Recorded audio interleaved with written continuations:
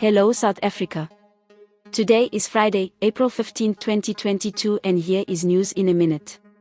11 dead in collision between taxi and bus in Western Cape. The Road Traffic Management Corporation, RTMC, said a major vehicle accident involving a bus and a taxi took place in the Western Cape on Friday, April 15. An unknown number of passengers sustained injuries. According to the RTMC, the crash happened on the N1 highway at Lugamka. It is alleged that the taxi, which was traveling from the Western Cape to the Eastern Cape, suffered a tire failure and pulled to the side when the bus, on its way from Beaufort West to Cape Town, drove into it.